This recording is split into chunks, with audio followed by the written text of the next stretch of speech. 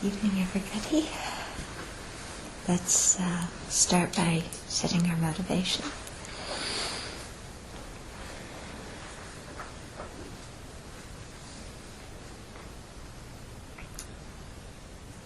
So just as Venerable Semke was teaching us at BBC today, Chicken Little doesn't always tell the truth. And what we think are worst case scenarios are not necessarily that.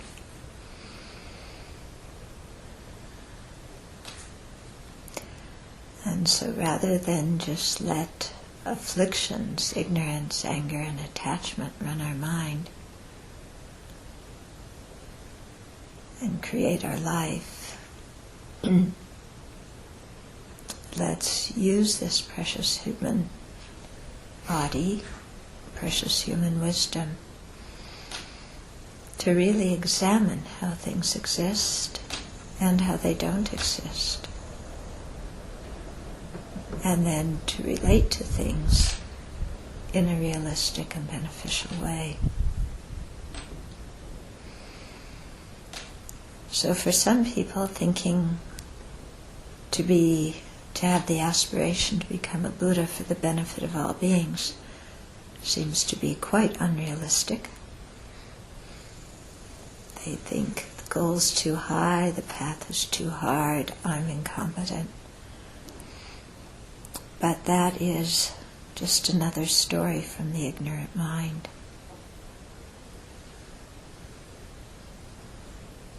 And so it's better to place our confidence in our Buddha nature, place confidence in the Buddha, Dharma, Sangha as guides, and then really put effort into practicing the path so that we can make our lives ultimately meaningful in a long-term way and in the greatest benefit to all beings by transforming this quite ordinary consciousness right now into the consciousness of a fully enlightened one. So generate that motivation and see what we're doing tonight as one step on that journey.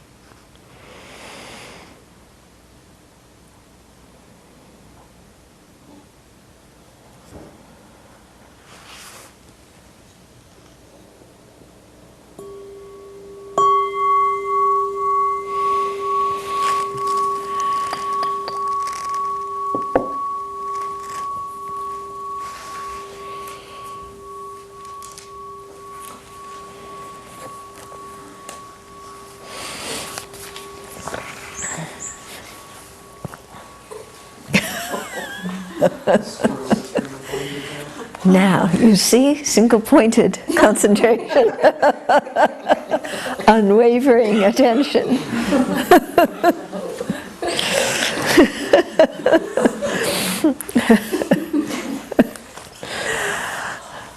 So I was talking with a friend, and he told me about an interview he had done with a professor at Stanford, and he had asked the professor, how do you screen people for admissions? You know, do you look at what they've done and all their talents and good qualities and things like that? And the professor said, yeah, but I also look at how they react when they fail. Yeah? And I thought, ooh, that's interesting, isn't it? You know, because I think this was some kind of science department, and so I suppose in a lot of the scientific research you do, it doesn't get anywhere. Yeah, you can't get the grant, or you get the grant, but your research doesn't really show anything. You don't prove what you thought you were going to prove, and things fall flat, or all your subjects and your experiments flake out on you, or who knows what. And so, having setbacks is a part of life, isn't it? It's just the way things are. And so then the trick is, how do we react when we have setbacks? Do we do the Chicken Little routine of the sky is falling? Or not the sky is falling, but the sky fell, you know? The sky fell and it crushed me. Mm-hmm. And so do we live our life as a human being who's been crushed because of one incident or two incidents or who knows what?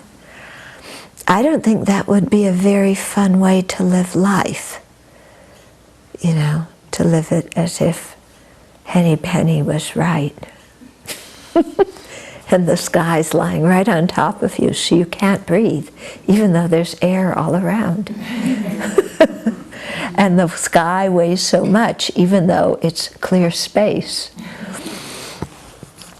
So to really, in our lives, you know, when things happen, have an upbeat mind and say, I'm going to learn from this experience and, you know, just go forward and see what we can do.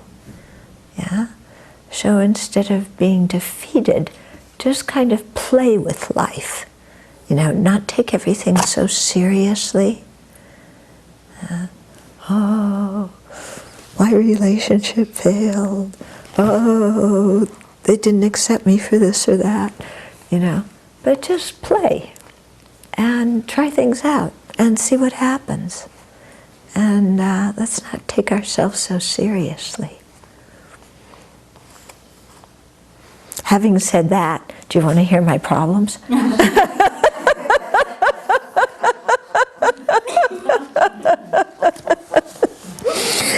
Okay, so we're gonna, I'm still kind of on the introductory section. We haven't yet actually started the text. So the text is called A Brief Presentation on the Grounds and Paths of the Perfection Vehicle, Essence of the Ocean of Profound Meaning by Jetsun Losang Dandren. And it was translated, the root text was translated by Jules Levinson. So I've been talking a little bit as a background before we actually start the text, because the language in Tibetan root texts, well, you'll see. Okay. So since this text is about grounds and paths, I think we should talk about what is a ground and what is a path.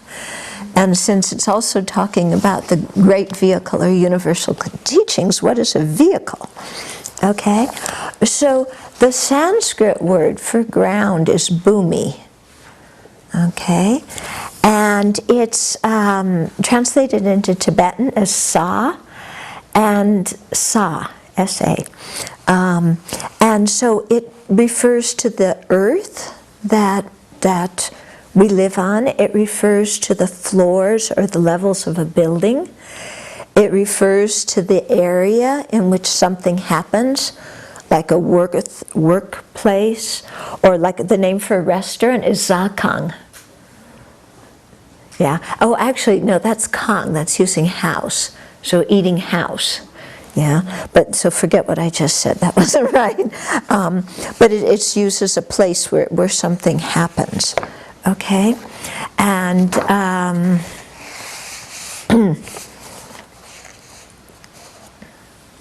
sakang. It's sa. It's sa. Not sa, but za. Za, like. One that goes like. Yeah, okay. Okay, so the earth is something, or the ground is something that acts as a basis upon which you can build things. Okay, it's something stable that gives you a basis on which to build things. Then the word path in Sanskrit is marga, or in Tibetan is lam. And so that indicates a road or a passageway or a journey or a manner or method of performing some activity. Okay. When you go to India, there's many of the streets in Delhi have the name Marg at the end because it means path or road. Okay. So we may think, when we're talking about grounds and paths, that we're talking about external objects. The ground of our Dharma practice, the path we walk on. Actually, the words ground and path refer to consciousnesses. Yeah, they don't refer to external things. They refer to mental states. Okay?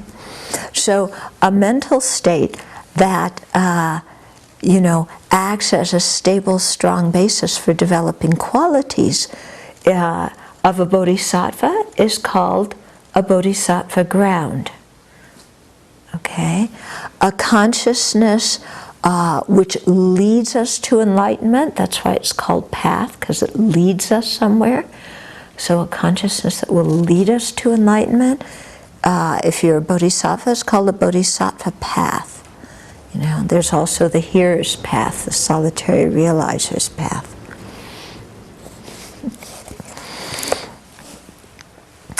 Okay, so it's important to really remember that when we say practice the path, or we often talk of following the path, that we're not talking about an external path that we walk.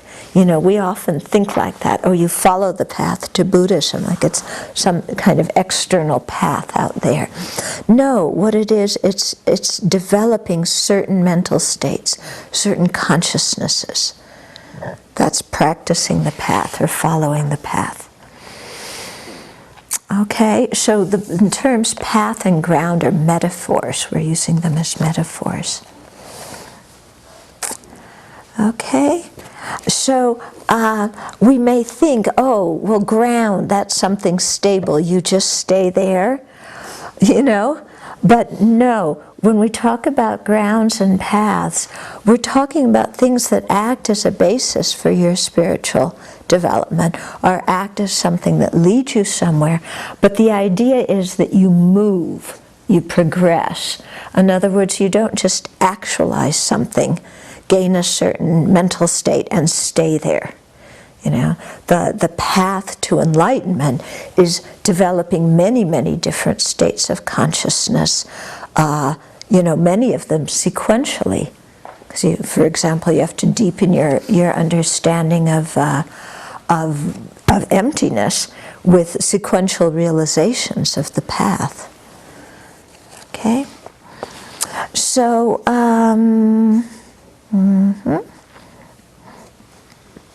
okay, so they act as, a ground can act as the basis for the development or increase of good qualities, and a path as something that you practice, that you actualize, that releases you from afflictions, from all the obscurations and so on. So you really want to go along it, develop it. Yeah. So again, just the words grounds and path, it's implying to us something that you practice, something that occurs over time. Yeah, it's a basis for development of good qualities. Development takes time. Leading you to enlightenment, being led, takes time. Okay? So we shouldn't see these things, we've spoken about this before, is, we're so focused on the goal that we forget the process. But these words are actually indicating the process that we have to follow. Okay? So then we have the word vehicle. Okay? So, what was it? There's a bumper sticker. Your vehicle ran over my dogma. Karma. No, your karma ran over my dogma? My karma ran over your dogma. But there was one about vehicles too. My vehicle, yeah. What? One of my vehicles is the Mahayana. Oh, yeah. Yeah. My other vehicle? Yeah, my other vehicle is the Mahayana, right? Yeah. Okay, so anyway, we think of vehicles as, something that chugs along, So we're going to jump in the vehicle that goes to enlightenment, okay? And somebody else guides us. Actually, a vehicle, the word vehicle here, because we have fundamental vehicle, okay, and we have universal vehicle. And remember, I spoke before about how the term Hinayana should be abolished. Yeah. So using fundamental vehicle or universal or great vehicle, which is the Mahayana. Okay, so a vehicle can bear weight, and it also can help take you somewhere. So if you're practicing the vehicle of the hearers and the solitary realizers, beings who strive for their own personal peace, then the weight they bear is just their own weight, and that vehicle takes them to their state of liberation or awakening, the awakening of a hearer or of a solitary realizer. If you follow the universal vehicle, then the weight you bear is the weight of all sentient beings, the weight of benefiting all sentient beings, and that vehicle will take you to Buddhahood. Okay, so one vehicle takes you to arhatship or plain liberation. The other vehicle takes you all the way to Buddhahood. The difference being whether you are, you want the peace for yourself, or whether your aspiration is to completely develop all your good qualities, completely purify everything on the mind stream, so that you can be of the greatest benefit to all living beings. Okay, so there's a big difference in motivation there, and there's a difference in the path that you follow, although everybody realizes the same emptiness. The path on the method side is quite different, and then the result is also different. Okay, so what do we have here? Okay, yeah, so I think that's clear enough, isn't it? Okay, so, and also it's important to see that the practice of the Mahayana, the universal vehicle, is based on the practice of the fundamental vehicle. Don't see them as two separate things. If you're a Mahayana practitioner, you should also learn everything in the fundamental vehicle and practice everything except for striving for your own liberation. Okay? But all the other practices, as a bodhisattva, you should practice and be able to actualize, because if your goal is to become a Buddha for the benefit of sentient beings, then you need to know how to do all sorts of different practices so that you can teach them to whatever disciples you have according to their own disposition. Also, you need to do the fundamental vehicle practices, like precious human life, meditation on impermanence, and so on, so that you can understand and really get the purpose of the Mahayana. Okay, you can't go directly to Mahayana teachings because our mind doesn't really, it can't really get the uniqueness of the Mahayana teachings if you just think, oh, love and compassion for everybody. It's by thinking of the fundamental vehicle teachings where you really think of all the disadvantages of cyclic existence. Yeah, and just really see how our situation as ordinary beings circling around and around, getting reborn again and again and again ad infinitum, is really unsatisfactory. And you can't skip that step and go directly to developing love and compassion for everybody. Okay, because compassion is wanting beings to be free of suffering and its causes, and the suffering you want them to, or just unsatisfactory circumstances you want them to be free of, is all of samsara. But if you haven't meditated on the disadvantages of samsara, of the cyclic existence, then how are you going to wish sentient beings to be free of it? You know, then your love and compassion becomes really sentimental and kind of maudlin, and you don't really get it. You know, it doesn't, the compassion doesn't have, you know, any bite to it. Yeah, because ordinarily, you know, we think compassion for people who are poor, people who are sick, things like that. But here we're talking about compassion for everybody who is under the influence of afflictions and karma and is reborn because of that. Yeah. So if you don't really get what afflictions and karma do to us and how they keep us trapped, and we don't want ourselves to be free of them, then it's going to be, you know, if we don't have that compassion for ourselves, then it's going to be difficult to have that compassion for other beings. Okay?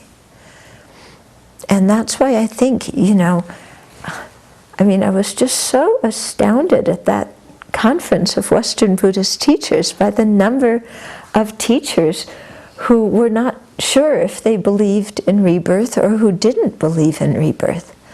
And I thought, you know, how can you really understand what a bodhisattva's compassion is getting at without having some understanding of rebirth? In other words, if we think that everything ends at at death of this life, then the only problem with ignorance, anger, and attachment is that they make you unhappy in this life. You know? And if they make you unhappy in this life, then the solution is just kill yourself and everything ends. And that's a very nihilistic worldview, isn't it? And none of us think that killing ourselves is going to be a solution to anything whatsoever. You know? But if you really think it all ends at the time of death, then you know, then what do you really aim for in your spiritual practice? Even if you attain Buddhahood, if you think everything ends and there's no continuum of consciousness after death, then it doesn't really matter whether you get enlightened or don't get enlightened, does it? Because it's all over. And since we don't know when we're going to die, you know, so it doesn't make any sense. Of course, to people who don't believe in rebirth, believing in rebirth doesn't make any sense. But, you know, when you really, I think, understand what the Buddha is trying to say and what the worldview is, then, you know, you really see how an understanding of rebirth really deepens what you're talking about. You know, because then compassion isn't just, oh, you know, somebody's relationship fell apart, or even somebody's dying, you know. Your compassion is for something that's even worse than, you know, than one death in this life. Yeah, your compassion is just because people are born again and again, dying again and again and again, you know, without any respite. And then your compassion really is like, oh my goodness, what's going on here?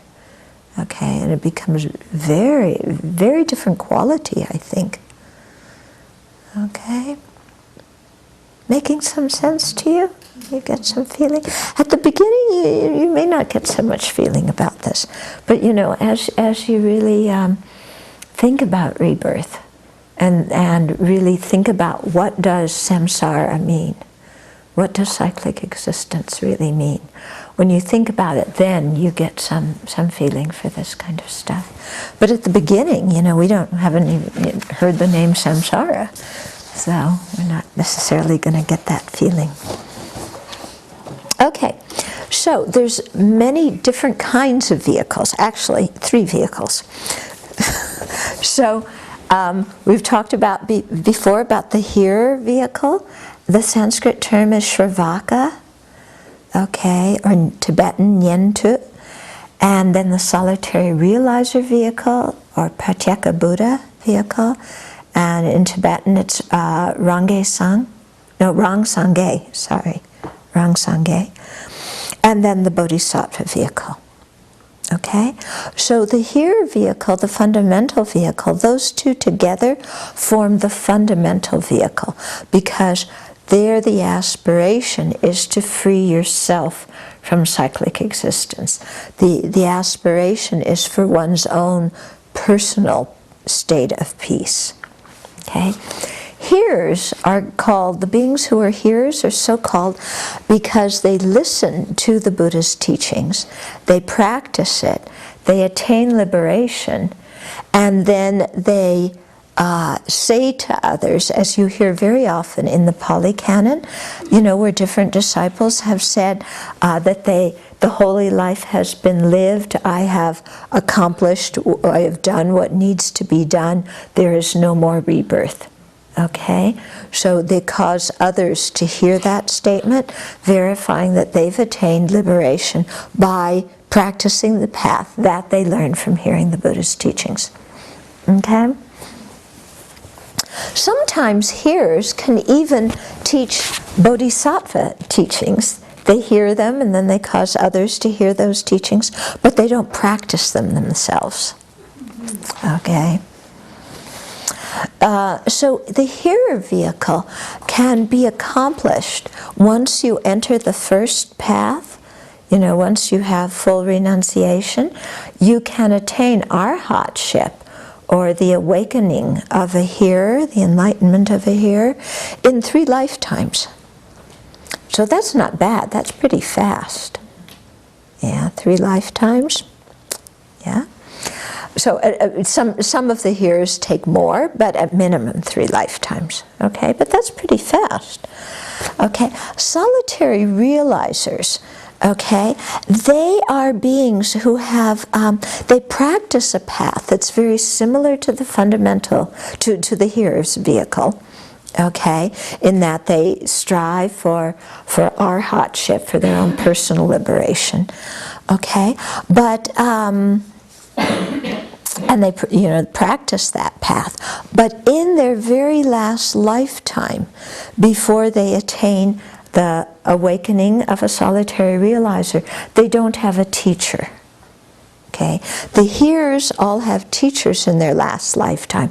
That's why, you know, all the disciples of the Buddha that we read about in the Pali Canon, you know, Upali and Ananda and Prajapati, Gautami, and, you know, all of these, they were all hearers. They heard the Dharma from the Buddha, practiced it, actualized it, caused others to hear that they had actualized it.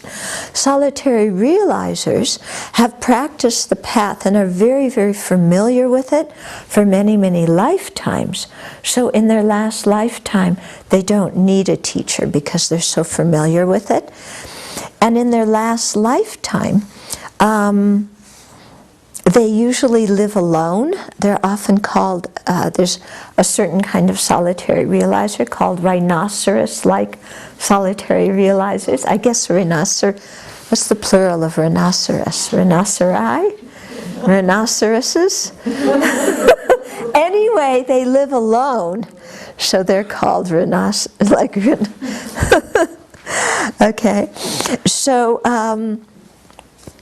it takes a solitary realizer to actualize their path. They need to practice for 100 eons. So it's a little bit longer. They accumulate more merit. Okay, the hearers mostly meditate on the Four Noble Truths. Okay, and then practice for at least 3 lifetimes. The solitary realizers meditate mostly on dependent origination, the 12 links, and they have to practice for 100 eons. These are 100 of the smaller eons, you know. Yeah, so they practice for 100 eons to accumulate merit, and then they attain their solitary realizer enlightenment. And because they've accumulated merit, more merit than the hearers, it's said that their body is more glorious. But I'm not really an expert on solitary realizers, because clearly when the Buddha, you know, Shakyamuni Buddha was alive, there weren't any solitary realizers, because there was a Buddha present, so anybody who was the Buddha's disciple would have been a hearer, not a solitary realizer. Okay, so we don't really get too much information about solitary realizers. Okay, then we also have the Mahayana, or the Bodhisattva path. And so there, by the time you enter the first path, which the demarcation isn't just renunciation, it's also bodhicitta, then you have to practice for 3 countless great eons to accumulate the great merit that you need in order to attain the full enlightenment of a Buddha. Okay? And bodhisattvas meditate on emptiness, and of course they meditate on all of the 6 far-reaching practices. So they have to accumulate so much merit. Their path takes so much longer because they have to spend so much longer accumulating merit. Okay, and so when we talk about the Vajrayana, that is a branch of the Mahayana. It's not a separate vehicle. It's a branch of the Mahayana. And that is said to be quicker because it has very special techniques for accumulating a great deal of merit very quickly, and also for attaining samadhi, very, very deep samadhi, and all sorts of other benefits of Vajrayana, because you're able to practice the collection of wisdom and the collection of merit with one consciousness, which you can't do on the perfection or far-reaching vehicle. Okay. So we're going to get into some terminology, which you're not going to find very interesting. Well, I shouldn't presuppose that. But it's good. You learned some words, and then when we get into the meaning of it, I'm just kind of going over it, and then we'll talk about the meaning later. Okay? So the fundamental vehicle has 5 paths, and it has 8 grounds. Okay? So the 5 paths are called path of accumulation, path of preparation, path of seeing, path of meditation, path of no more learning. Okay, I'm just giving you the names now. Okay, then the 8 grounds that are on the fundamental vehicle in the hearer and solitary realizer, one is called the ground of lineage, the ground of the 8th. This is written in your text, if you have your text. And we'll go over them when we actually go through the text. I'm just giving you a preview. Okay, but the ground of lineage, the ground of the 8th, the ground of seeing, the ground of diminishment, the ground of freedom from desire, the ground of having realized completion, the ground of hearers, and the ground of solitary realizers. Okay, the Mahayana also has 5 paths, which have the same name, path of accumulation and so on, as the fundamental vehicle paths. But here you would say the Mahayana path of accumulation, Mahayana path of preparation, okay, and so on. Path of seeing, path of meditation, path of no more learning. And because those paths, while they have some similarity to the paths of the hearers and solitary realizers, they're also different. Yeah. So you have to keep specifying Mahayana, Mahayana, okay? Then, so they have the 5 vehicles in the Mahayana path, and then you have the 11 grounds of the Bodhisattva, okay? So these have really beautiful names, okay? So the first ground is the very joyful, second is the stainless, third is the luminous, fourth, the radiant, 5th, difficult to overcome, 6th, the manifest, 7, the gone afar, 8, the immovable, which it also means, the Sanskrit term is achala. Okay, immovable. The ground of good intelligence, the cloud of Dharma, and the completely radiant. Very beautiful names, aren't they? We'll go through and we'll learn what all these names mean. Okay? So the text that we're going to do, what it does is it enumerates, defines, and explains all these paths and grounds and all of their subcategories. So we're going to have a lot of definitions, but it's really good to learn definitions because then you finally know what you're talking about. Then you know that a path is a state of mind. It's a consciousness. It's not something you walk on. Okay? So we learn these, and there will be different, subclasses, divisions. This one has 3 and this one has 5 and stuff like that.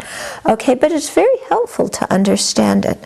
And this text, I chose this text in particular because it's explaining the paths and grounds according to the Prasangika Madhyamaka view, which is said to be the highest philosophical tenet.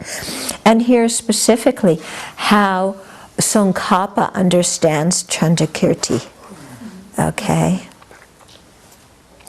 Because different people define Prasangika differently. So here we're following Tsongkhapa's interpretation of Chandrakirti. Okay, so that's our introduction. Now I thought what we would do is start the beginning of the text. So you all got copies.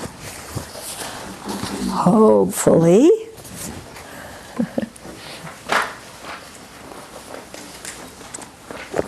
Okay, so they always start texts out with an expression of worship. Okay, but everybody starts out writing a text with paying homage to the Buddha and to the whole lineage of teachers that came afterwards. Nobody starts out a text saying, I'm the first and only person who ever realized this, I'm the best teacher in the world, and I'm going to tell you how to do it. No. Okay, everybody starts out very humbly, very modestly, paying homage to the Buddha and the whole lineage. Okay? Now, I remember when I started out, one of the pujas Lama Yeshe had us do in Tibetan, it consisted of verse after verse after verse of homage and requests to many of the lineage teachers. And it was a beautiful melody in Tibetan, which I didn't understand. And I couldn't figure, I had no idea who these people were. I mean, I understood the Buddha, but that was kind of about it. And then, and all these names and all these people, and who are they? And so I didn't really have much of a feel for the whole thing. I thought it was all kind of weird. Because I was at the beginning, and it's like, I wasn't very interested in the lineage, the history. It's like in America, we don't care about lineages. We're all pioneers and do things the first, we're the first ones. We're always the first one in the lineage. That's why we don't care about it. I'm starting everything over. I'm rebelling from what there was in the past. I'm reinventing this family, reinventing this religion, reinventing whatever. Okay, we're a very kind of individualistic, rebellious culture. Okay, but Buddhist cultures have been in Asia where what's interesting? When you talk about reform, reform in Asia means, in Asian Buddhism, reform means you're getting closer to what the Buddha actually taught. So reform means that you're reforming it to what was in the past. Yeah? So often they call, for example, Je Tsongkhapa a great reformer. It wasn't because he invented something new, or at least that's not how he and the other people saw him, but because he got back to what the Buddha was saying and unpacked it. Okay? So nobody in Asia claims any creativity or any originality at all. However, you know, if you look at how Buddhism was passed down in different cultures, you saw that people did have different interpretations of it, and that they brought out different points and they explained things in different ways. But none of them will ever say, I, you know, am explaining this original, unique meaning that only I understand. They all say, I am only unpacking what the Buddha originally meant. Yeah, but Buddha couldn't say it all at that time. Yeah, so the Indian commentators unpack some of it, and then the Tibetans are just unpacking what the Indian commentators didn't get around to. So nobody claims any originality, even though from our viewpoint, people may be original in their way of thinking. Yeah, but they don't claim originality. And you know, in the Buddhist tradition, going back in time to what the Buddha originally taught and what the Buddha originally meant, that is considered to be, you know, pure. That's considering reforming a tradition away from all the way it's gotten scattered or distracted. Whereas in the West, we think reform is throwing out the past and coming up with something new and better than what existed before. It's interesting, isn't it? You know, if you think about different cultures from a sociological viewpoint, you know, very, very different ways of looking at life. Yeah, and we always think new is better. We don't necessarily stop and think if it is better or what the long-term consequences of the new things we're developing are. We thought nuclear energy was great. Yeah, we never thought that there would be meltdowns at plants that would endanger people's lives and endanger the food supply. Yeah. So it's quite interesting, you know, different cultures and the way they view things. We tend to forget the people that came before us because we're inventing something new and different, and we're going to get the Nobel Prize for it. Yeah, or we're going to get the recognition for it. Whereas in an Asian Buddhist culture, the ones, you know, who get the recognition are the ones who came before you, because they're the ones who really knew and actualized it. And especially it all goes back to the Buddha. And if you think you're better than the Buddha, you know, if you think you can, yeah, that you're better than the Buddha, then people who are Buddha's followers are going to say, I think you have an ego problem, you know, and I don't trust your realizations. Yeah, because practicing a spiritual path should make us humbler. And, you know, as you really understand what the path is, then your mind's getting closer to the Buddha's mind. So, and you get some idea of, wow, everything that lays ahead that you haven't yet actualized. So you really feel much humbler, and you feel such a sense of gratitude and respect to the Buddha who actualized this and described it. Yeah. Whereas our culture, it's like the past, those people didn't know anything. I mean, even we look at our parents' generation, what did our parents know about? They didn't grow up with computers. You know, we're the new tuned in, turned on ones. We know more. We're going to invent bigger and better stuff. And so very different attitude. Yeah. So we have some kind of, you know, arrogance with us, don't you think? Yeah? And very little appreciation for what came before. So that's why sometimes these expressions of worship, you know, like I was describing when I was new, I'm like, I don't know, I can't relate to this. But what's very interesting is somehow, miraculously, I don't know how, I managed to hang in there. I didn't give the whole thing up, but I've hung in. And as I've studied some of the texts of the Indian masters and the Tibetan masters, then I know their names. And then when you read this prayer, you go, wow, because you've studied their texts and you realize how profound they are, and you realize the benefit that you've gotten from what they've taught. And you have a real feeling of personal, direct appreciation to them for living their lives in that way and for teaching the path and describing the path the way they did, because you see, wow, there's something in here that I never even knew before, and that all these other guys in the New Age magazine don't know. With all due respect. Okay, so here we're starting out with the expression of worship. That was my foreword to the expression of worship.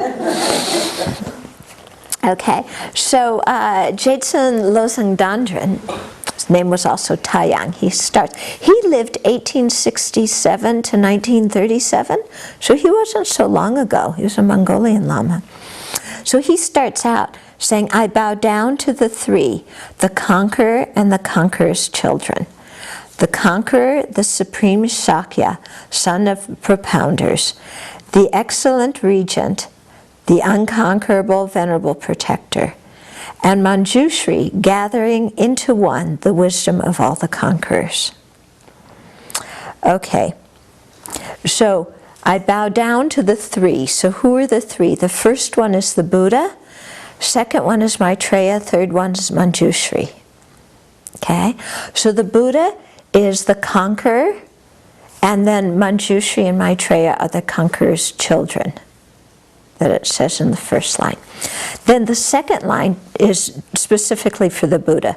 The conqueror, the supreme Shakya, because he was from the Shakya clan, the son of propounders. Okay, so the sun radiates, not the child sun, the sunlight, so the one who illuminates the path. Okay. Then the third line talks about Maitreya. He's called the excellent regent because Maitreya is going to be the next Buddha who descends. So right now he's in Tushita Pure Land, and he's the regent in Tushita Pure Land. He's the governor of Tushita Pure Land. Okay. And he's also called the unconquered venerable protector. So he's unconquered. And by the way, the Buddha is called the conqueror because he's conquered all the obstructions, all the obscurations. Okay? So Maitreya is unconquered, unconquered, and he's also the venerable protector. So he protects sentient beings. The name Maitreya, that's where her name comes from, Maitri, and it means love. And so Maitreya is talking about the aspect of the path that teaches love and compassion. We call it the method aspect of the path, because it's through love, compassion, bodhicitta, all the bodhisattva deeds that you do the collection of merit. That enables you to attain the form body of the Buddha. Then the last line says, and Manjushri, gathering into one the wisdom of all conquerors. So Manjushri is the embodiment of the wisdom of all of the Buddhas. Okay? You know what I find very interesting in the founding of Sravasti Abbey is that people offered us a Buddha statue and tankas of Maitreya and Manjushri, and we got the Kangyur and Tengyur, the Buddha's words and all the great commentaries, all before we had a place. Yeah? It was kind of like the Buddhas were in a real hurry to get to Sravasti, and they didn't even wait until we got the land.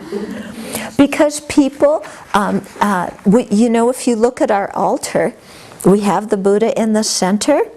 On the Buddha's right, so on the left as we look at the altar, is a tanka of Maitreya. Okay, on the Buddha's left, on the right as we look at it, is a tanka of Manjushri. Those were both given to us by Shasta Abbey, because people had given them Tibetan tankas. They weren't quite sure what they were. We were friends. They said, "Here, do you want these tankas?" And I went, "Wow, yes." And then, in 1998, a friend of mine was getting ordained at Jade Buddha Temple in Houston. And when she heard that, I wanted to start an abbey, she said, "I want to offer the Buddha statue." And so in Delhi, we got the Buddha statue. And so we got all these things in the 90s, and we didn't get the land here until 2003. Okay? It's quite interesting. So those are the other three that we first pay homage to the Buddha, to Maitreya, to Manjushri. Okay? So Maitreya is the method side of the path. We often call that the vast or expansive or extensive aspect of the path, because we're practicing all the extensive deeds of a bodhisattva. We're practicing so many deeds of generosity, so many deeds of ethical conduct, so many deeds of fortitude and, joyous effort and all these things, so many things to benefit sentient beings, to accumulate merit. So that whole lineage of teachings traces it back, we trace it back to the Buddha through Maitreya. Okay? Then the other aspect of the path is the wisdom aspect of the path, which is chiefly the realization of the emptiness of inherent existence. And this is traced back to the Buddha through Manjushri, the Buddha of, or the Bodhisattva, some say he's a Buddha, some say he's a Bodhisattva, of wisdom. Okay, so that's the wisdom side of the path, also called the profound side of the path, because it's talking about the profound wisdom. Okay, so sometimes you come upon the vast and the profound, so it's talking about those two lineages of teachings that are really emphasizing the method aspect of the path and then the wisdom aspect of the path. Okay, so that's the first verse. Then the second verse, I bow down respectfully to the great scholars of the country of superiors, the Venerable Nagarjuna, the Supreme Superior, and to his spiritual offspring, Aryadeva and glorious Buddha Palita, as well as Chandrakirti, who clarified the thought of the superior Nagarjuna, and so forth. Okay, I bow down respectfully to the great scholars. Actually, scholar is not a great word to use here, because a scholar in English, usually you think of somebody who studies a lot, who has a lot of intellectual knowledge, don't you? Okay, but here it's not referring to that. I think sage is a better word, because sage is somebody who's wise, who has the knowledge, but a sage also practices, and so they have the inner knowledge that comes through practice. Yeah, so they often say scholar, and I don't think it gives us the right idea. Yeah, it's really sages. When they talk of the country of superiors, we're talking of India. Yeah, India is called the Arya country. Arya means superior. And so when we talk about the Arya Bodhisattvas, the superior beings, that's the same word there. Okay, so who are the Aryas who are the great sages of India? Well, first of all, Nagarjuna. He's the supreme of the Aryas, and he's supreme because when he wrote the Madhyamaka, the Mula Madhyamaka of Karika, the treatise on the middle way called Root Wisdom. Okay, when he wrote that text, it was just revolutionary for his time. Actually, I wonder sometime, my thesis is I think he read the Pali Canon, he read and he read the Mahayana Canon, because after all he brought it back from the land of the Nagas, supposedly. But he, I think, even when reading the Pali Canon, he understood what the teachings on emptiness were from a much, much deeper level. Yeah? And he could really see, you know, that the Buddha was referring not just to the emptiness of person, but the emptiness of all phenomena. Okay? And so, you know, when he was talking, when he really, Nagarjuna was, you know, negate, refute, he was really cutting away at all the different ways that our mind grabs and clings to fantasized ways of existence.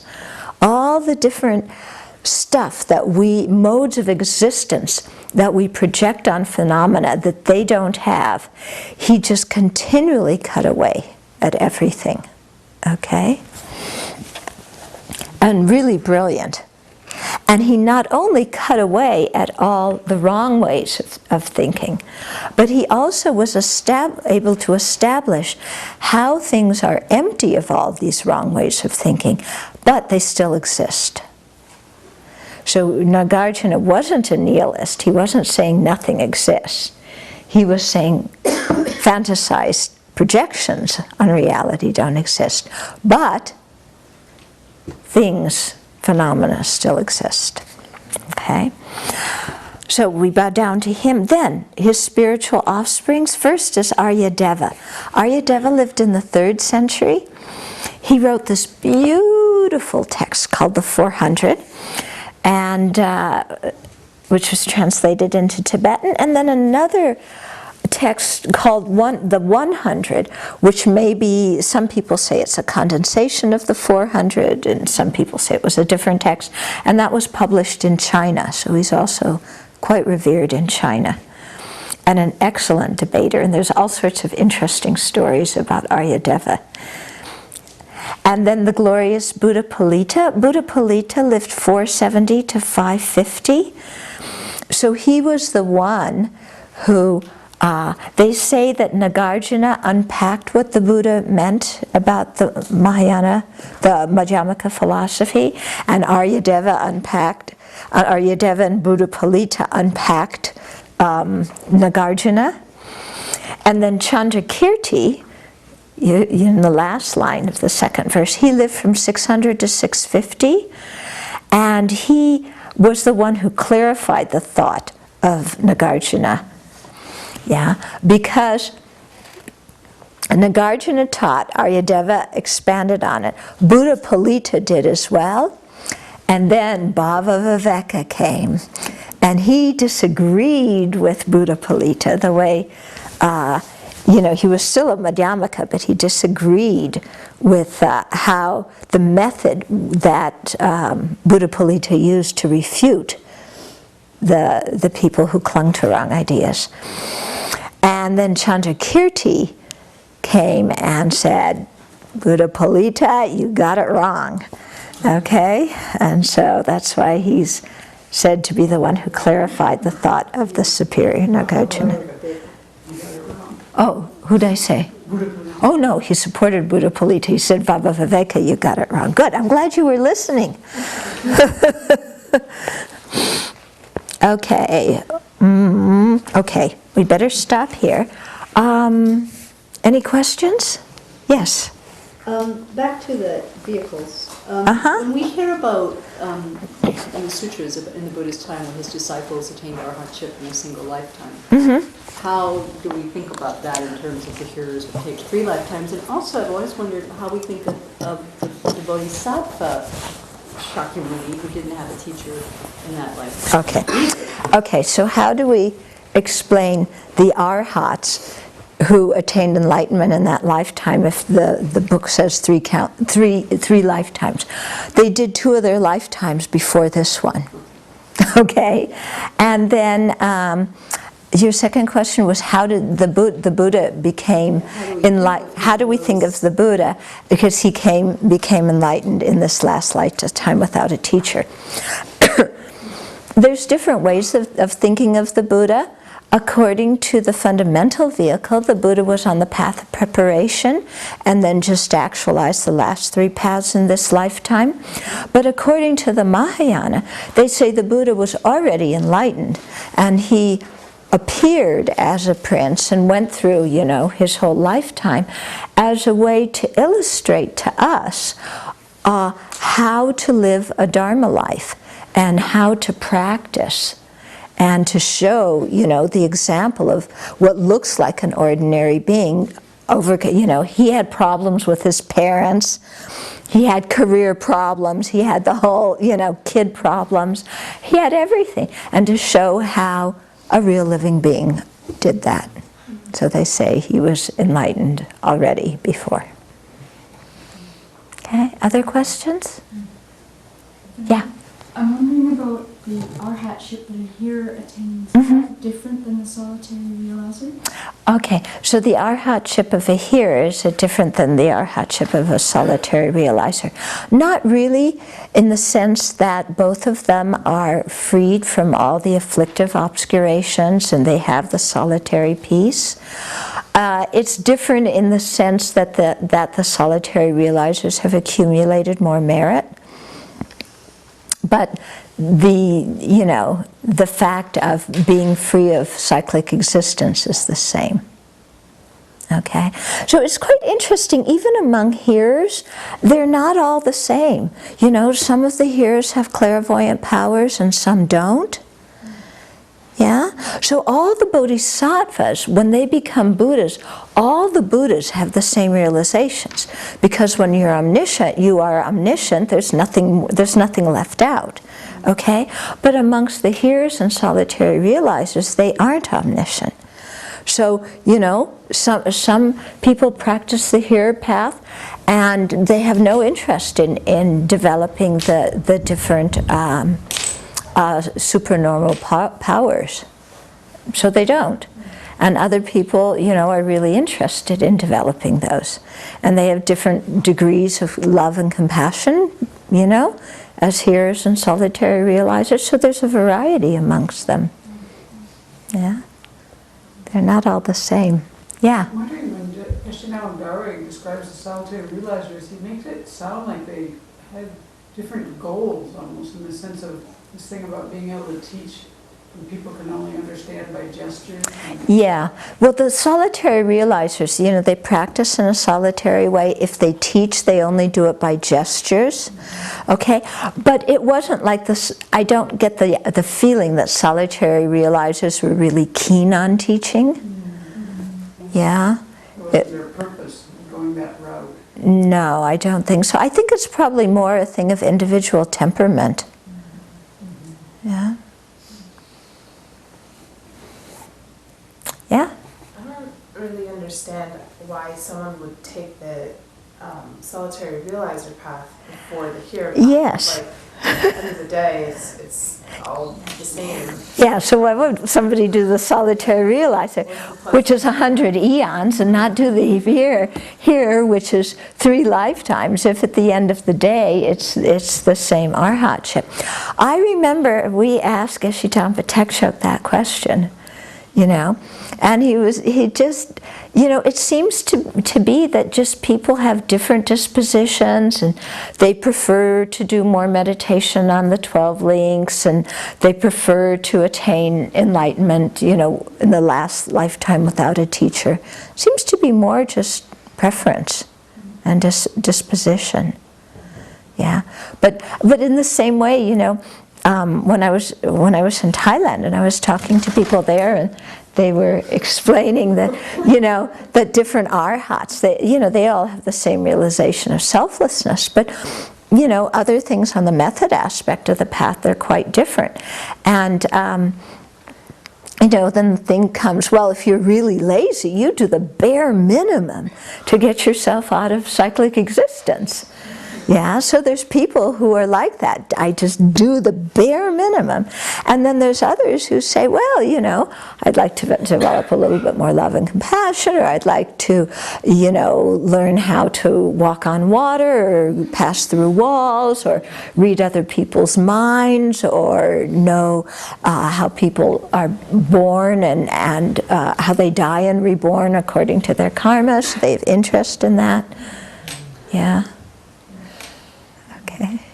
Yeah? I'm kind of wondering about these limitations being discussed about the length of time it takes to reach enlightenment. Mm-hmm. Now, doesn't that kind of create a hindrance of, like for me sitting here, it's like I don't feel as though I'm going to be enlightened in this life. I mean, I can't conceptualize enlightenment, but I also don't want to put enlightenment 3 life times away, or, you know, so what I'm just asking isn't that kind of, why do we discuss the length of time it takes to Okay, so why do we discuss the length of time you know, that you need to become enlightened? I think it's like if you wanted to be a doctor, they tell you the number of years of school you have to go to, don't they? Yeah. You know, you have to do 4 years of high school, 4 years of college, 4 years of medical school, and so many years of residency, and so many years of internship, and blah, blah. And they give you the whole layout so that you know what to expect. Because otherwise, you may say, well, I've just done 1 year of college, I'm ready to get my MD. And they're going to say, Okay, so it's good, you know, before you start, that you have an idea of the time, so that, you know, your mind gets used to it. Okay, I'm going to be studying and preparing and doing this for a while. Okay, so then you don't have these kind of fanciful expectations. Now, that's why they tell us that. But then we are impatient. I mean, we grew up with push button. Not only push button for you guys, that's my generation. You grew up with click, which takes less energy than pushing the button. You know? I mean, we had to go and push buttons. You know, you got click. You know, who wants to spend more energy, you know? It's like, you know, and now, I mean, a mouse is too much energy. A little thing here, you know, click. So you don't have to move more than 2 inches, you know, there's too much energy. So, you know, the click generation doesn't have any patience for, you know, for things that might take a while. And we get so easily discouraged, like, oh, that's going to take a while. That's too long, I don't want it.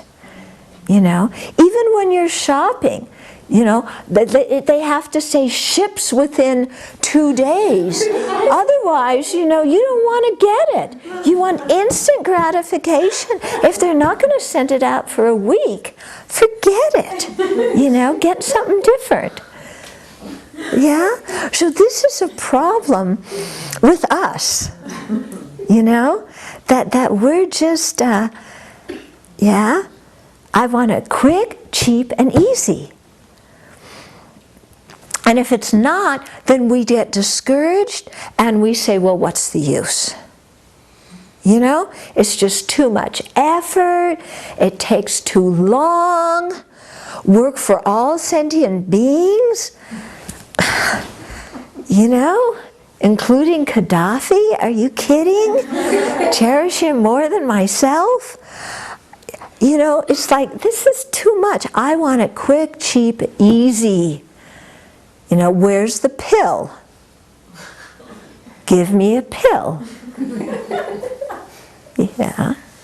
And you have to ship the pill within 2 days. Not 2 days. I have to be able to go and get it immediately, because I can't. You know, I need instant relief. Okay, so I think, you know, one of the big things when they talk about fortitude, that, you know, one of the far-reaching practices is fortitude. Another one is joyous effort. Yeah, why are these far-reaching practices that bodhisattvas do? Because you won't make it without them. Yeah, because you won't make it without them. And they're the exact opposite of our click mind, isn't it? Yeah. So the Buddha taught those. Buddha must have known that we would have had buttons and clicks. Yeah? And he taught those, you know, because he knew that you know, we're going to have something, this, you know, this kind of hindrance of great expectations and easy discouragement. And that's a big hindrance to the path. If we have, you know, super high immediate expectations and then get discouraged when it doesn't happen, you know. And there was one time when His Holiness was teaching, this was years ago in LA, and somebody asked him, you know, they wrote a question and said, how can I get enlightened the quickest? And His Holiness started to cry. You know, he started to cry in front of this audience in Los Angeles. And then he explained that even Milarepa, who attained enlightenment in that very life, when he was talking to his disciples, he took the robe off of his tush and showed them all the calluses on his rear from sitting so long. And it was a teaching to his disciples about, you know, if you want the highest goal, be prepared to put the energy in to attain that. Yeah? And then His Holiness explained that, you know, this is a real problem in push button and click cultures. Yeah? Because we really want things to happen quickly. And then we get discouraged when they don't. Mm-hmm. But did you grow up quickly? Yeah, it took you some years to grow up. You didn't come out of your mother's womb as an adult. It took time to grow up, you know. So it takes time to grow up spiritually too. Yeah? And when we went to kindergarten, yeah, we may have said as a, you know, a kid in kindergarten, oh, I want to be President of the United States. Remember in kindergarten, everybody wanted to be president. That was my generation. Nobody wants to be president now. You know. But if you thought, oh, or you want to be a great, you know, rocket scientist, or, you know, you want to do something great with your life when you're in kindergarten. And if you look and say, but wow, you know, I have to understand college calculus in order to do this, and I don't even know how to add right now, so forget it. You know, this whole thing is useless. I'm not even going to try. I'm so discouraged because let alone not knowing college calculus, I can't even add now. You know, that if we thought like that, where would we be? So we really have to have big minds, very big minds. Okay, we've gone way over time.